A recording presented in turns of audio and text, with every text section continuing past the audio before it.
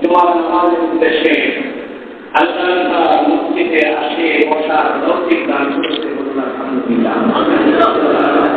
আমরা বিগত সপ্তাহগুলোতে হযরত ইব্রাহিম আলাইহিস সালামের জীবনী আলোচনা করছিলাম। আমরা গত সপ্তাহে একথা আলোচনা করেছি যে হযরত ইব্রাহিম আলাইহিস সালামকে যখন নমরুদ অগ্নিকুণ্ডে নিক্ষেপ করেছিলেন, ইয়া নারু কুনি বারদাম ওয়া সালামান আলা ইব্রাহিম, হে আগুন আমার অন্তরঙ্গ বন্ধু ইব্রাহিমের জন্য শীতল হয়ে যাও এবং আরামদায়ক হয়ে যাও। সুবহানাল্লাহ।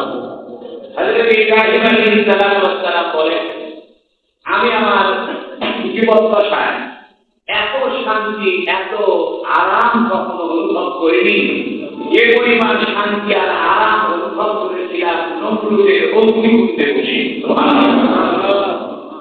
অগ্নিকুণ্ডের আগুন ইব্রাহিম আলাইহিস সালামের কোনোই ক্ষতি করতে পারেনি।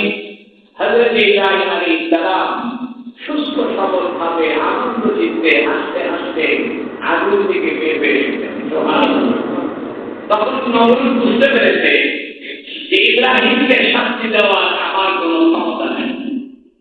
এরপর থেকে নমরুদ ইব্রাহিম আলাইহিস সালামের প্রতি নমনীয়তা দেখেন। হযরত ইব্রাহিম আলাইহিস সালামের এটা একটা বড় ধরনের মুজিজা ছিল। আল্লাহ পাক নবীদেরকে মুজিজা দান করেন যেন উম্মত বুঝতে পারে তিনি নবী, এবং এই জন্য মুজিজা দান করেন যেন উম্মতের মাঝে শুধু উম্মত নয় সমস্ত মানুষের অন্তরে কাফের ঈমানদার সকলের অন্তরে নবীদের সম্মান মর্যাদা আযমত পরত্ব প্রতিষ্ঠা হয়। সুবহানাল্লাহ। হযরত ইব্রাহিম আলাইহিস সালাম অগ্নিকুণ্ড থেকে বের হওয়ার পরে তার সঙ্গে তার ভাতিজা বড় ভাইয়ের ছেলে হারানের ছেলে লূত আলাইহিস সালাম ঈমানে ছিলেন, এবং হযরত ইব্রাহিম আলাইহিস সালাম বাবেল নগরীতে ইরাকে তার চাচাতো বোন হারানের কন্যা সারা রাদিয়াল্লাহু আনহাকে বিবাহ করেন। সারাকে বিবাহ করার পরে হযরত ইব্রাহিম আলাইহিস সালামকে আল্লাহ পাক ঘোষণা দিলেন, হে নবী, আপনি আপনার জন্মস্থান ইরাক বাবেল নগরী এটা পরিত্যাগ করে হিজরত করুন মিশরের উদ্দেশ্যে। সুবহানাল্লাহ।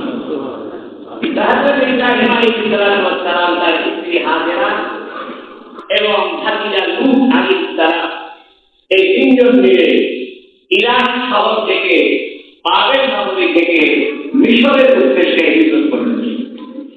যখন ইব্রাহিম আলাইহিস সালাম ইরাক থেকে বের হন তখন ইব্রাহিম আলাইহিস সালামের প্রতি মাত্র দুইজন ঈমান এনেছেন, একজন তার স্ত্রী, একজন তার ভাতিজা লূত আলাইহিস সালাম।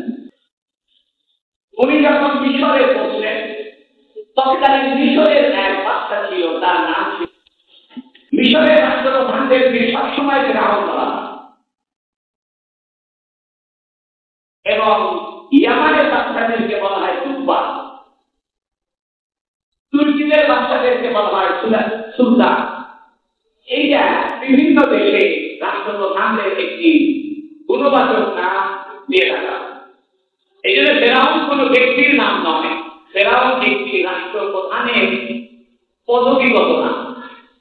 যেমন আমাদের রাষ্ট্রপ্রধান সংসদীয় সরকারের প্রধানমন্ত্রী, একই রকম ভাবে ইরাকের রাষ্ট্রপ্রধান ছিল নমরুদ আর মিশরের রাষ্ট্রপ্রধান ছিল ফেরাউন। তবে এই ফেরাউন আর মুসা আলাইহিস সালামের সময়ে ফেরাউন এক নয়। মুসা আলাইহিস সালামের তো আগমন অনেক পরে হয়েছে। মুসা আলাইহিস সালামের যুগেও মিশরের রাষ্ট্রপ্রধানদেরকে ফেরাউন বলা হতো, ইব্রাহিম আলাইহিস সালামের যুগেও রাষ্ট্রপ্রধানদেরকে ফেরাউন বলা হতো। তৎকালীন ইব্রাহিম আলাইহিস সালামের যুগে যে ফেরাউন ছিল সে বড় দুষ্টচরিত্রের ছিল, জালেম ছিল। তার একটা নারীদের প্রতি লোভ ছিল, তো সে কোনো সুন্দরী নারীকে দেখলে তার প্রতি অগ্রসর। বলা হয় সারা আলাইহিস সালাম অত্যন্ত রূপবতী একজন মহিলা ছিলেন। আমাদের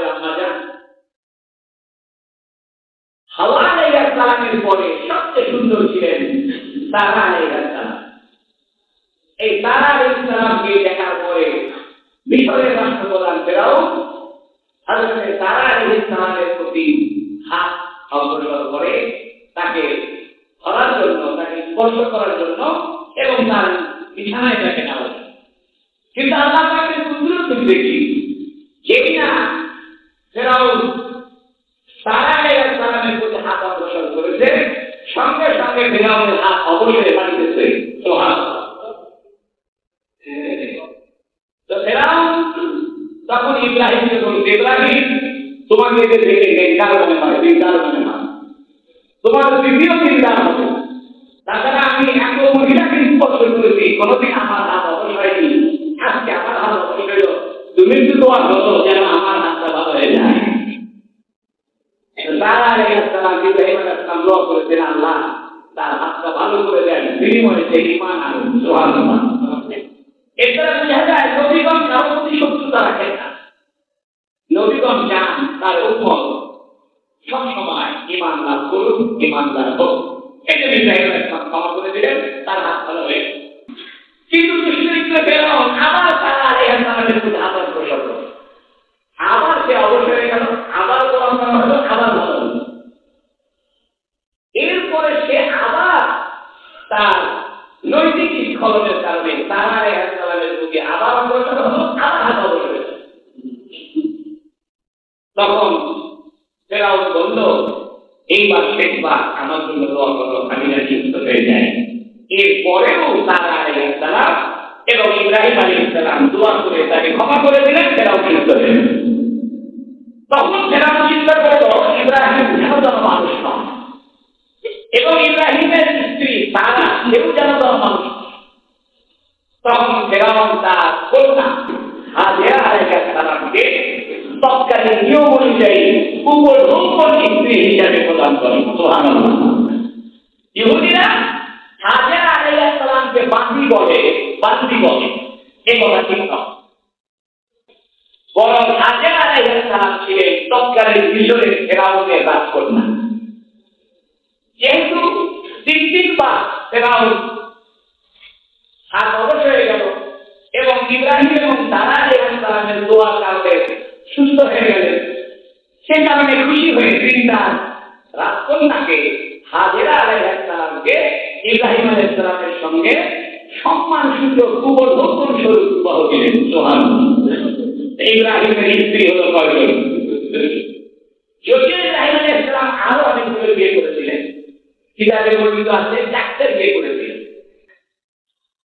তো হযরত ইব্রাহিম আলাইহিস সালাম এই দুই স্ত্রী, চাচাতো বোন সারা আর মিশরের ফেরাউনের রাজকন্যা হাজেরাকে বিবাহ করলেন। সেখানে ইব্রাহিম আলাইহিস সালাম খুব একটা সুবিধা করতে পারেন। তখন আল্লাহ পাক ইব্রাহিমকে বললেন, ইব্রাহিম তুমি ফিলিস্তিনের দিকে হিজরত করো, যেখানে বাইতুল মুকাদ্দাস রয়েছে। সুবহানাল্লাহ। তখন ইব্রাহিম আলাইহিস সালাম মিশর থেকে ফিলিস্তিনের উদ্দেশ্যে হিজরত করলেন। এই যে ইব্রাহিম আলাইহিস সালাম মিশর থেকে ফিলিস্তিনের উদ্দেশ্যে হিজরত করলেন, সে কথাকে আল্লাহ কোরআনে বলেছেন। কি বলেছেন? কোরআনুল কারীমের 37 নম্বর সূরা সূরায়ে সাফফাতে 100 নম্বর আয়াত থেকে এই ফিলিস্তিনের হিজরতের কথা আল্লাহ কোরআনে বলেছেন। কি বলেন? বিসমিল্লাহির রাহমানির রাহিম। وقال إني ذاهب إلى ربي سيهدين। وقال إبراهيم বলতো, إني অবশ্যই আমি ذاهب পদচারণা শুরু করলাম, গমন করা শুরু করলাম, ইলা রব্বি আমার রবের উদ্দেশ্যে। সুবহানাল্লাহ। যদিও দেখতেছেন ফিলিস্তিনের উদ্দেশ্যে, কিন্তু ইব্রাহিম বলতেছেন ইলা রব্বি, অর্থাৎ ফিলিস্তিনে ইব্রাহিমের কেউ নাই এবং ফিলিস্তিনে হিজরত করা এই আল্লাহ পাকের নির্দেশে রয়েছে। এই জন্য ইব্রাহিম আলাইহিস সালাম ফিলিস্তিনের নাম না বলে বলছেন ইলা রব্বি। ওয়াকানা ইন্নী যাহিবুন ইলা রব্বি। ইব্রাহিম বলল, আমি আমার রবের উদ্দেশ্যে চললাম, তিনি আমাকে পথ দেখায় দিবেন। সুবহানাল্লাহ। তখন ইব্রাহিম আলাইহিস সালাম রাস্তায় যেতে যেতে দোয়া করলেন, রব্বি হাবলি মিনাস সালিহিন। হে আমার রব হাবিলি আমাকে দান করেন নেককারের ভিতর থেকে একজন নেককার সন্তান সুবহানাল্লাহ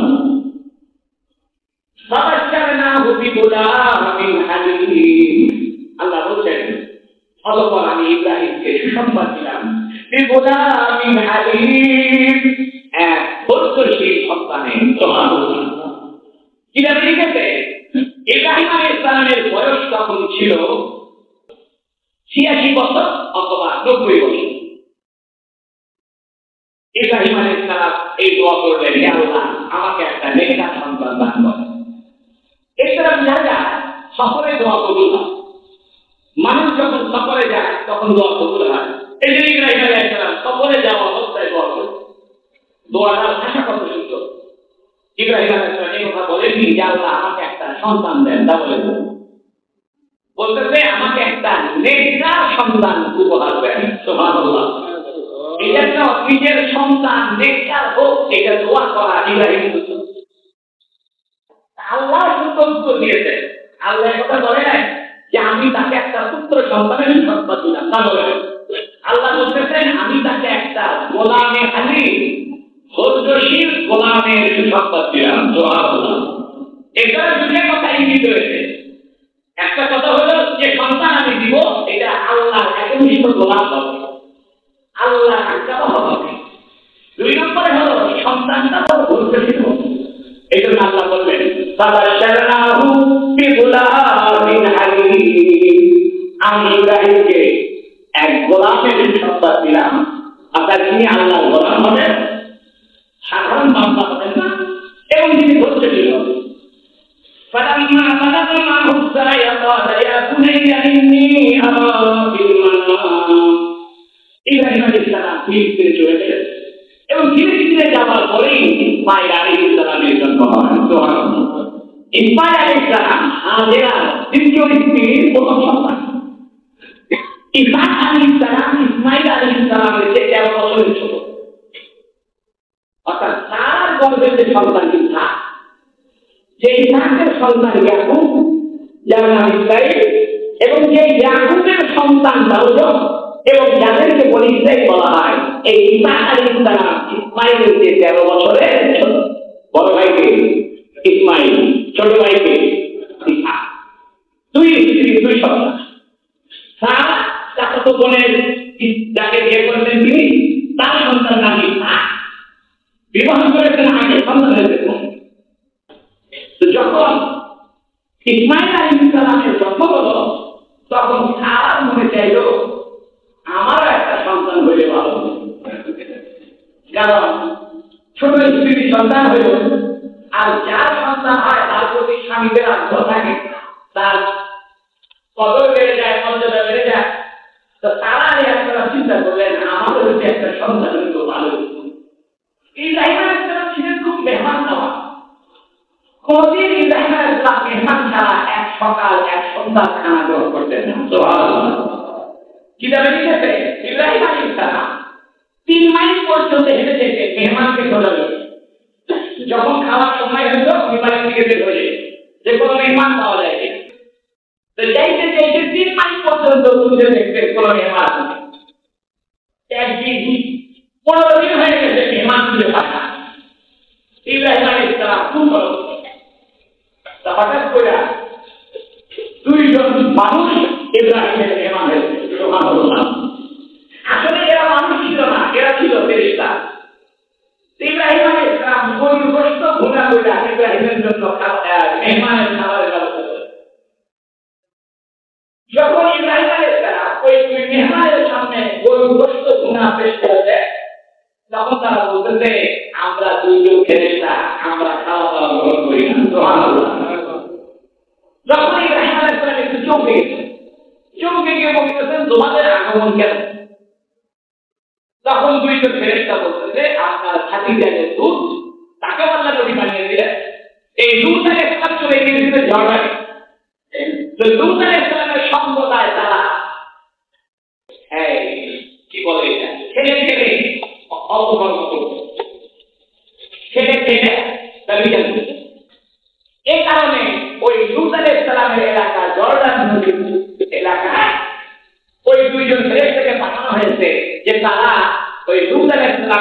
এলাকাকে উল্টাই দিল। ইব্রাহিম ইসলাম ভয় পেয়েছে। তখন ফেরেশতা বলতেছে আমরা একটা সুসংবাদ নিয়ে আসছি। সুবহানাল্লাহ। ইব্রাহিম বলছে কি সুসংবাদ? ফেরেশতারা বলতেছে আপনার প্রথম স্ত্রী সারার গর্ভে একটা সন্তান হবে। তখন সারা আলাইহিস সালাম দরজার পাশে ছিলেন। তখন তিনি কপাল চাপড়ায় বলতেছে হায় হায় হায় আমার এই বৃদ্ধ বয়সে উনি বুড়ি হয়ে গেছে এবং সারা ছিলেন সন্তান হওয়ার মতো যোগ্যতা নাই। অর্থাৎ যে সমস্ত মেয়েদের সন্তান হয় না কি বলে বন্ধা, এ বন্ধ হয়ে গেছে। তখন তারা বলতেন আরে আমি তো বন্ধা, আমার কোনো সন্তান হতে গেল। তখন দুইজন ফেরেশতা বলল আল্লাহ এভাবেই আপনাকে সন্তান দিবেন। সুবহানাল্লাহ।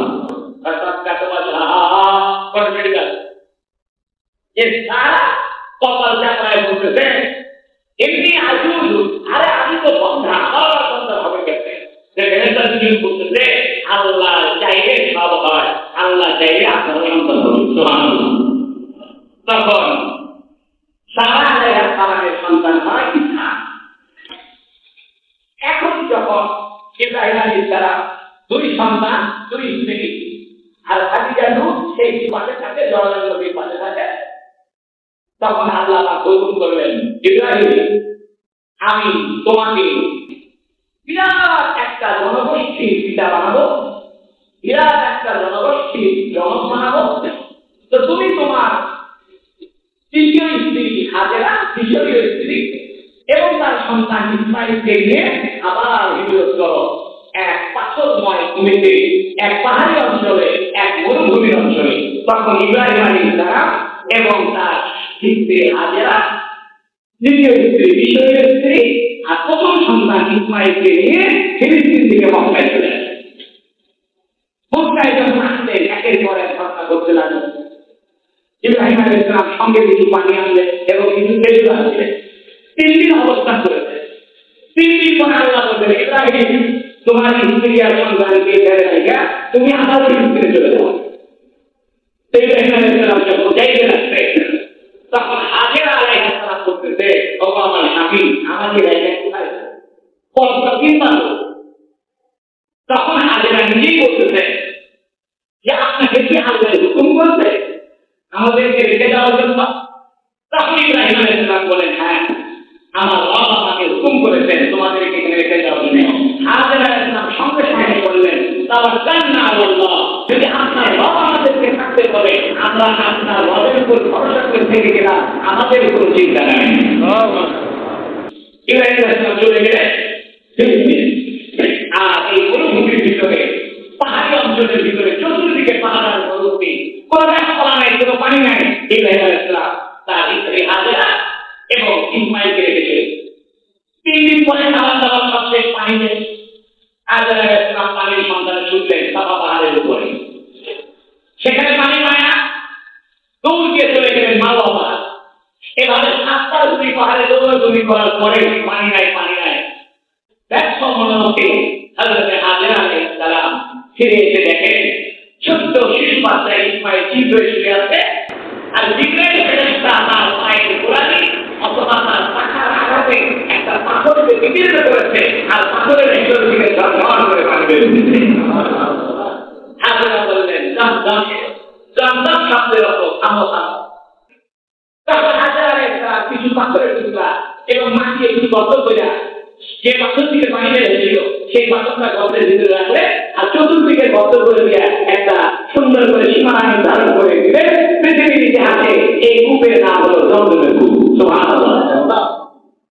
এই পানি দুইজন মিলে খায়। এই পানির ভিতরে আল্লাহ পিপাসা নিবারণের ক্ষমতা দিয়েছে, ক্ষুধা নিবারণের ক্ষমতা দিয়েছে। এই জন্য কোনো ব্যক্তি যদি সবসময় জমজমের পানি পান করতে থাকে তাহলে তার পিপাসা দূর হবে, ক্ষুধা দূর হবে। সুবহানাল্লাহ। ইব্রাহিম আলাইহিস সালাম কিন্তু এখানে নাই। এরপরে ইয়ামান থেকে একটা বণিক দল, এক ব্যবসায়ী দল, একটা আরবরা যাযাবর ছিল, কারণ আরবের পানির অভাব ছিল, যেখানে পানি পাইত সেখানে তাদের বসতি গড়ে উঠল।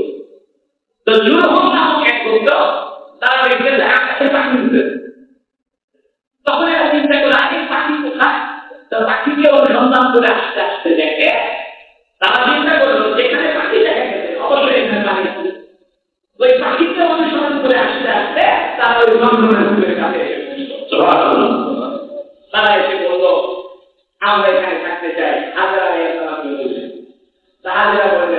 থাকতে পারো, তবে জঙ্গলের কূপের উপরে তোমাদের মালিকানা হবে না, নিয়ন্ত্রণ হবে না, কূপের নিয়ন্ত্রণ আমাদের হবে। এরপরে এই দুর্গম গোত্রে এরা বসবাস করতে থাকে। এক পর্যায়ে ইসমাইল আলাইহিস সঙ্গে ওই দুর্গম গোত্রের এক মহিলার বিবাহ হয়। কিছুদিন পরে ইসমাইল আলাইহিস আবার দেখার জন্য আসছে সন্তান এর কি অবস্থা। এই যে দেখে ইসমাইল বাসায় যায়, বাড়িতে বিবি ইসমাইল আলাইহিস বুঝতে পেরেছে এটা আমার ছেলের বউ হবে, এটা বয়স কম। বলতেছে তোমার স্বামী কোথায়? বলতেছে আমার স্বামী শিকারে। তোমার কেমন বলতেছে খুব একটা ভালো নাই, অভাবনা লেগেই থাকে, খুব একটা খাওয়া দাওয়া শান্তি নাই। ইব্রাহিম আলাইহিস সালাম যাওয়ার সময় বলে গেলেন তোমার স্বামী আসতে বসো, ঘরের চৌকাঠ যেন পরিবর্তন করে। ইব্রাহিম আলাইহিস সালাম চলে গেছে। এরপরে ইসমাইল আসছে না, বলতেছে আচ্ছা বাড়িতে কোনো লোক ছিল নাকি? ইসমাইলের স্ত্রী বলতেছে হ্যাঁ একজন বৃদ্ধ মানুষ ছিলেন। কি বলে গেছে? কি জিজ্ঞেস করছে তোমাকে? আমাকে জিজ্ঞেস করছে কেমন আছো? আমি বলছি খুব একটা ভালো নাই, অভাবনা লেগেই থাকে। তো বৃদ্ধ কি বলছে? বৃদ্ধ বলছে ঘরে চৌকাঠ পাল্টানোর জন্য। আর তোমাকে তারা দিতে বলছে কারণ ঘরের চৌকাঠ তুমি, কারণ ঘরের চৌকাঠ পার হয়ে ঘরে প্রবেশ করতে হয় শান্তির জন্য। আর চৌকাঠে যদি অশান্তির কথা বলে একজন নবীর স্ত্রী বলতে পারে না, তোমাকে তারা দিতে বলছে যাও না। কারণ নবীদের স্ত্রী যদি ধৈর্যশীল না হয়, আলেম মুহাম্মদের স্ত্রী যদি ধৈর্যশীল না হয়, যারা দিনের কাজ করবে, ইসলামের কাজ করবে, এদের পরিবার যদি ধৈর্যশীল না হয় তাহলে ইসলামের কাজ করা যাবে। এই জন্য তাকে ইসলামে পরবর্তীতে আরেকজনকে দিয়েছে ওই গ্রহণ করবে। পরে আবার আচ্ছা বলতেছে কেমন আছো? বলতে খুব ভালো আছো। কি খাও? পানি খাই, বসতে খাই, এটা আমাদের জঙ্গলের পানি আছে, কোনো অসুবিধা নেই। ইব্রাহিম আলাইহিস বললেন তোমার সামনে আসতে বলো ঘরে চৌকাঠ যেন ঠিক রাখে। তো ভালো তো যখন স্বামী আসছে, ইসমাইল আলাইহিস সালাম আসছে, ইসমাইল জিজ্ঞেস করতে কেউ আসছিল নাকি? কি বলছে? কেমন আছো? এটা জিজ্ঞেস করছে। তুমি কি বলছো?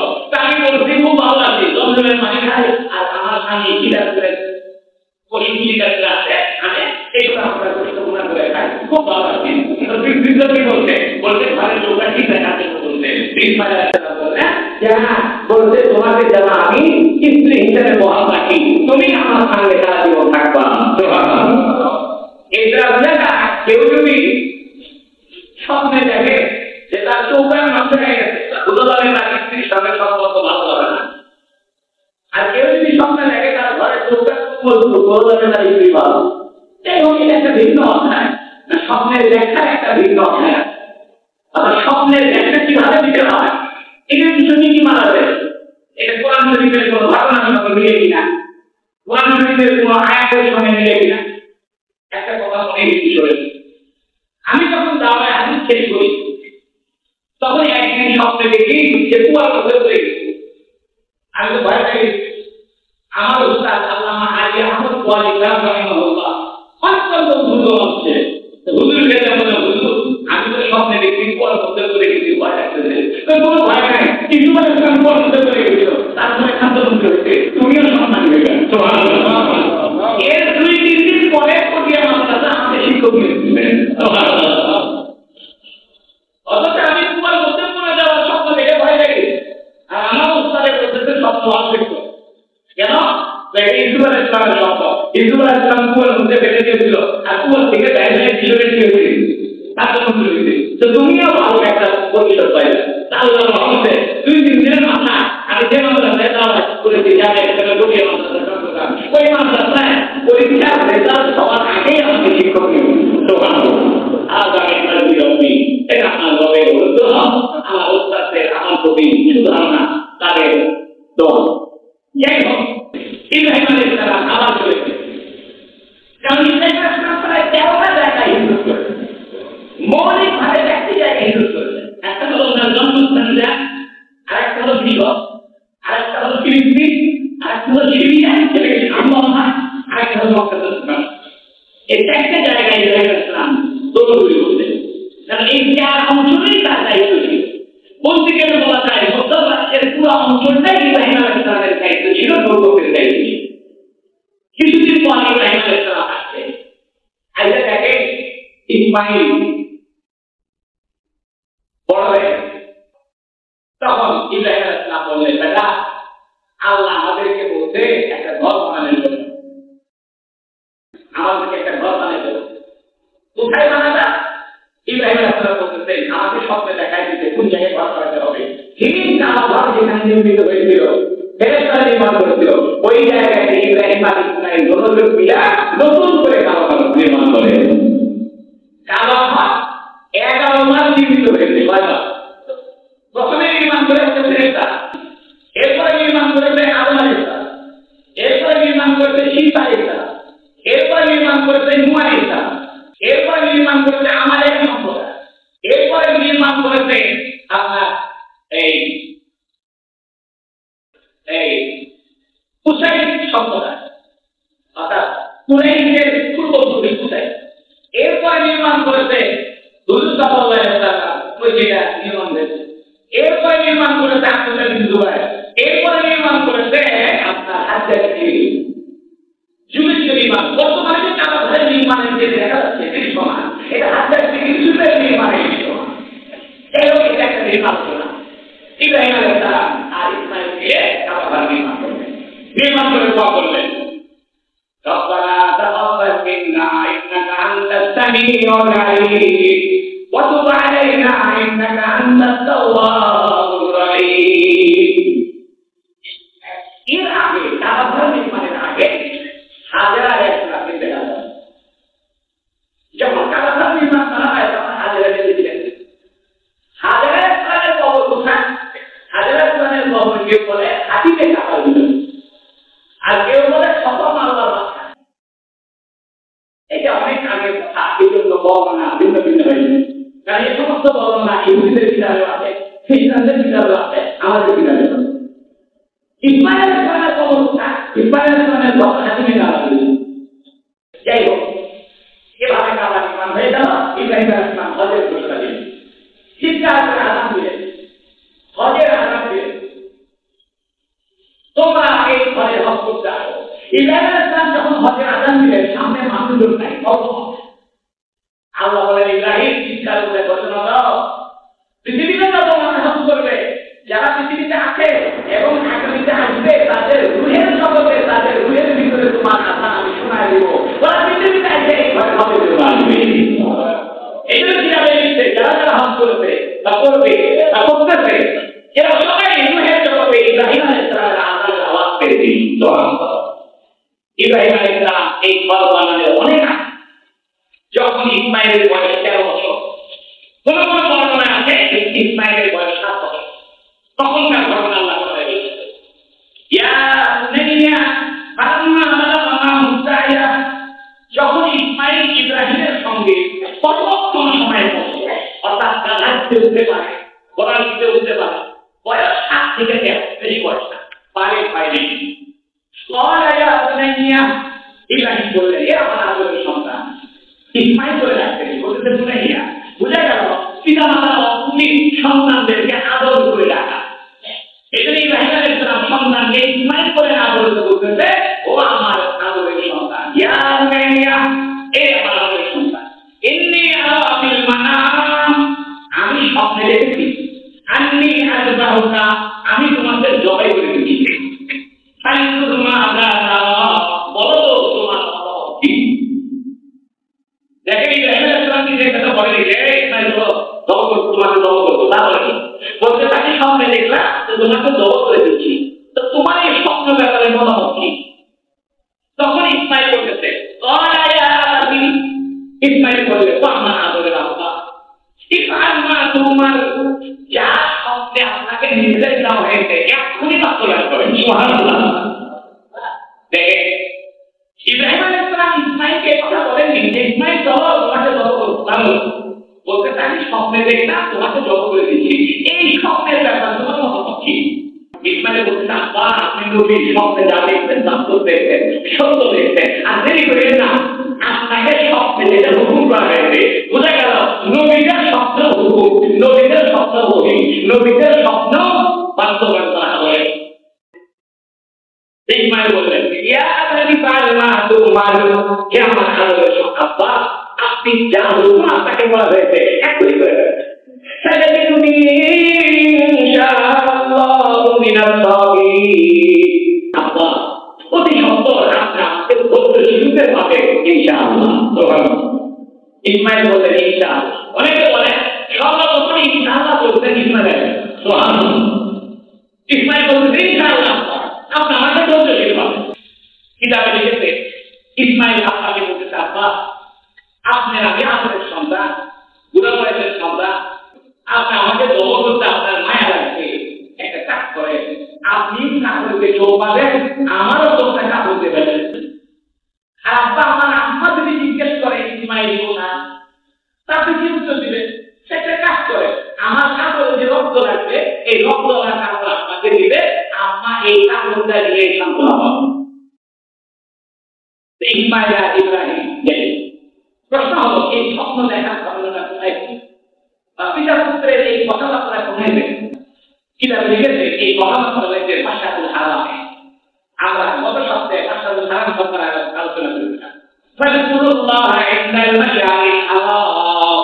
তোমরা মাশআআল হারামে যেখানে রাত্রিবেলা মুজদালিফায় থাকতে হয় ওই জায়গাটার নাম মাশআআল হারাম। তোমাদের কিতাবে লিখেছে বাবা এই কথাবার্তা রয়েছে স্বপ্নটা দেখেছে মাশআআল হারাম। ইসমাইল বলতে আল্লাহ আমরা ভালো করে ধারকে নিন যাতে বেশি ঘটাঘুটি না করতে হয় তারপরে আমরা জব করেছি। এখন সন্ধান করতেছে ইসমাইল বললো আপনাকে যে হুকুম করা হয় করে সাতাজিদুনি ইনশাআল্লাহু মিনাস সাবিরিন। আপনি যদি বেশি করেন লাম্মা আল্লামা অতঃপর যখন লম্বেটা ইসমাইল ইব্রাহিম দুজন আনুগত্য স্বীকার করল অর্থাৎ দুজন জব করা আর জব হয়ে যাওয়ার জন্য উদ্যোগ দিল। লাম্মা আসলামা অতঃপর দুজন লম্বেটা উভয়ে যখন আত্মসমর্পণ করল জব হবে ওয়াতাল্লাহু লিল-জাবিন। ইব্রাহিম ইসমাইলকে কাজ করে শোয়াই দিলেন। ইসমাইল নিজেই বলতে চাচ্ছা আপনি আমাকে ঠিক করে শোয়াইলে আপনার চোখ আমার চেহারায় পড়বে।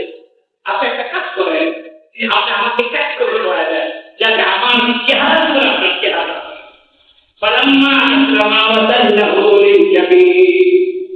যখন ইব্রাহিম আলাইহিস সালাম তার সন্তান ইসমাইলকে ত্যাগ করে শোয়া জবাব করলে ইব্রাহিম বলতে আল্লাহু আকবার আর ইসমাইল দিন থেকে বলতেছে আশহাদু আল্লা ইলাহা ইল্লাল্লাহ।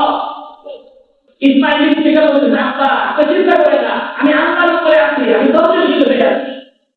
কোন কোন বর্ণনায় লিখেছে ইব্রাহিম বলতে আল্লাহু আকবার দুইবার আল্লাহু আকবার বলতে চাকু নিচে থেকে ইসমাইল বলতেছে লা ইলাহা ইল্লাল্লাহু আল্লাহু আকবার। আর আশেপাশে যত ফেরেশতা ছিল আসমান জমিনে সমস্ত ফেরেশতা বলতেছে আল্লাহু আকবার ওয়া লিল্লাহিল হামদ। এই যে আমরা কুরবানি ঈদের দিনে দুই ঈদের দিনে যে পড়ি আল্লাহু আকবার লা ইলাহা ইল্লাল্লাহু আল্লাহু আকবার ওয়া লিল্লাহিল হামদ। কি লিখেছে এই বাক্যগুলো একটা বাক্য প্রথম বাক্য ইব্রাহিমের মাঝখানে বাক্য ইসমাইলের আর শেষের বাক্যটা ছেলেটা ইব্রাহিম বলছে আল্লাহু আকবার ইসমাইল ঠাকুর থেকে বলতেছে লা ইলাহা ইল্লাল্লাহু আল্লাহু আকবার ছেলেটা বলছে আল্লাহু আকবার ওয়া লিল্লাহিল হামদ। পরবর্তীতে এই যে ইব্রাহিমের শিখবে পরবর্তী কিতাবে এটা বর্ণনা যদিও বর্ণনাটা দুর্বল। এখন আল্লাহ বলছে ফালাম্মা আসলামা যখন ইব্রাহিম ইসমাইল জব করার জন্য উন্মত হলো ওয়াতাল্লাহু লিল-জাবিন। ইব্রাহিম ইসমাইলকে কাজ করে শোয়াই দিল। ওয়ালাইনাহু আইয়া ইব্রাহিম। আমি বললাম ও ইব্রাহিম হয়ে গেছে জব করতে হবে না চোখ খুলে উঠে দাঁড়াও। ইব্রাহিম যখন চোখ থেকে কাপড় খুলে ফেলছে দেখে ইসমাইল পাশে দাঁড়ায় আছে আর একটা দুম্বা ইব্রাহিমের চাকরি মুখে দেওয়া হয়ে গেছে। ওয়ালাইনাহু আইয়া আল্লাহ বলছেন আমি বললাম ও ইব্রাহিম ওয়ানাদাইনাহু আইয়া ইব্রাহিম কদ সাদ্দাকতা রুয়া। তুমি তো সত্য করে দেখাই সুবহানাল্লাহ।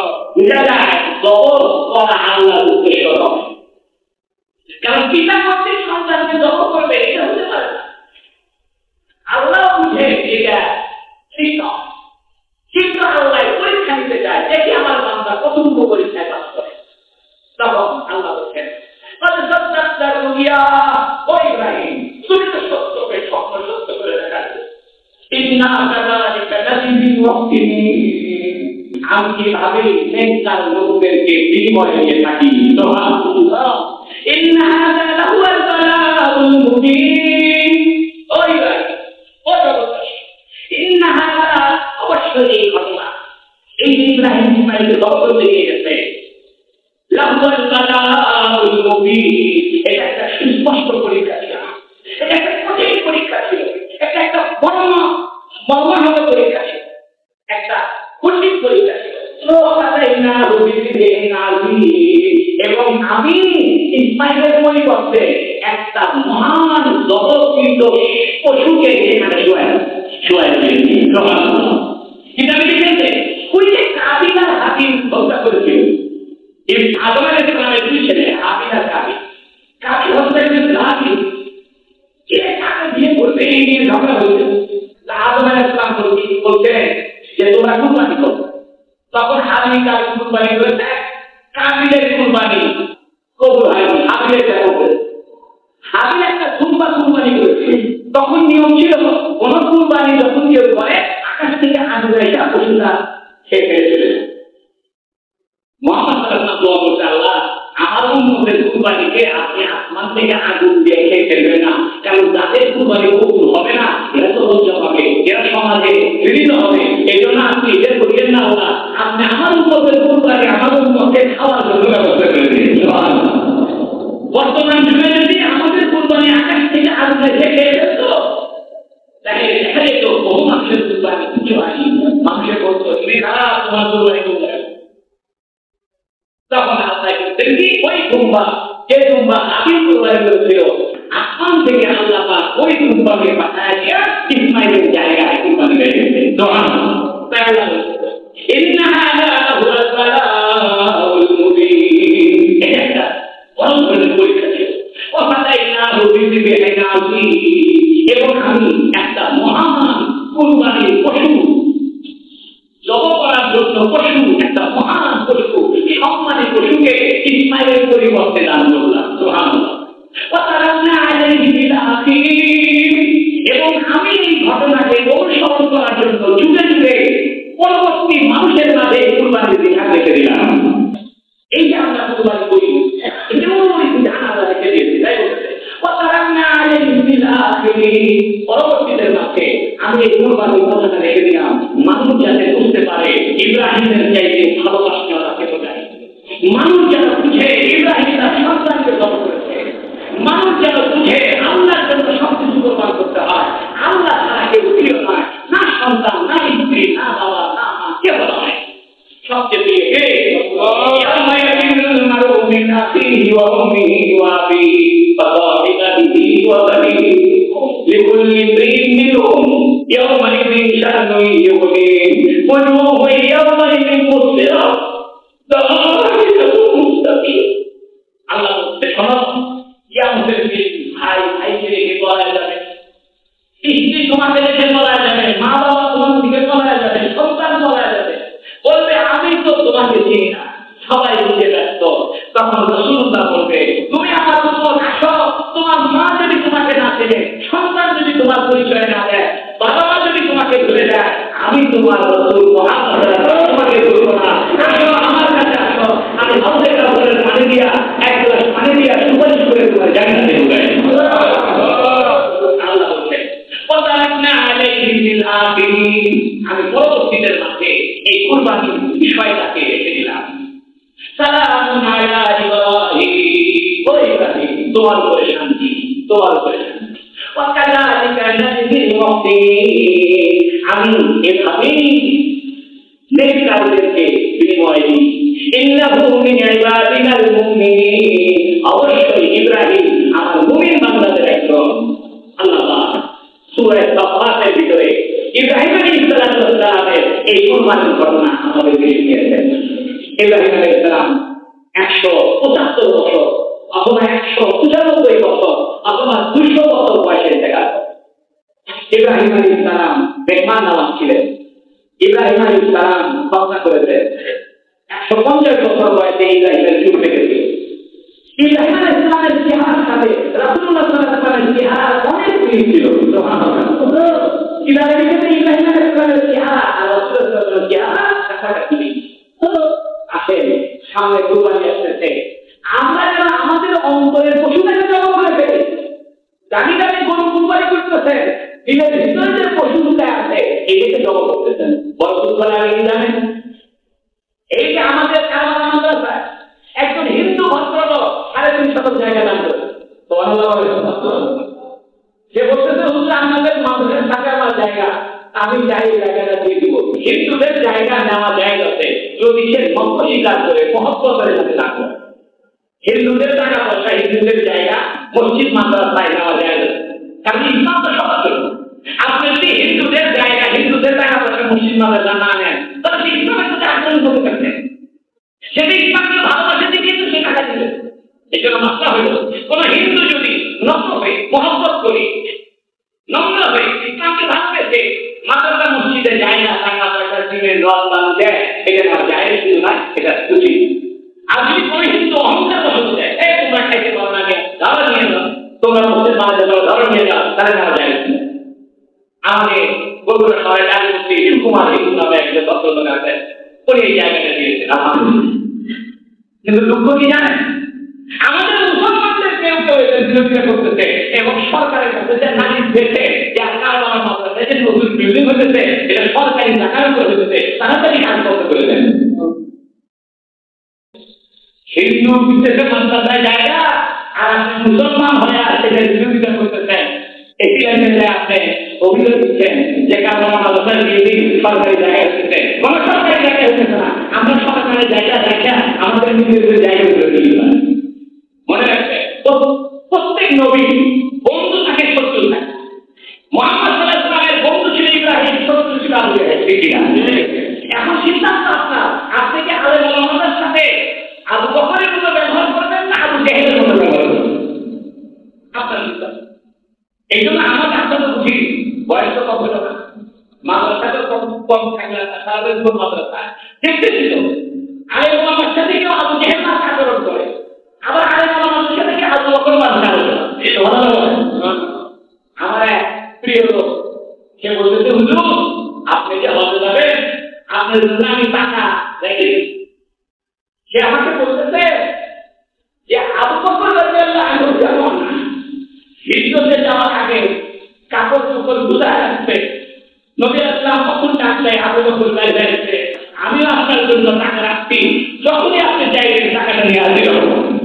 এরকম মানুষের দুনিয়াতে আছে আবু বকর মার্কা মানুষ। এই জন্য মাদ্রাসার আলেমদের সাথে মসজিদের ইমামদের সাথে আবু জাহেল মার্কা আচরণ করিয়েন না, আবু বকর মার্কা আচরণ করে দুনিয়াতে ব্যবসায় লাভ হবে, দুনিয়াতে শান্তি পাবে, আখিরাতে শান্তি হবে। আর আবু জাহেল মার্কা আচরণ করবেন, বেশি হইচই করবেন, বেশি চিল্লাচিল্লি করবেন, বেশি ভাব দেখাবেন, আবু জাহেল মার্কা। এই জন্য ইব্রাহিমের সময় নবুল্লাহ ফেরাউন ছিল, ইব্রাহিমের সময় মুসা আলাইহিস সালাম ছিল, হাজেরা ছিল, ইসমাঈল ছিল। আল্লাহ আমাদের সবাইকে আমল করার তৌফিক দান করুন। আমিন। ওয়া আখিরু দাওয়ানা আলহামদুলিল্লাহি রাব্বিল আলামিন। যারা ছোট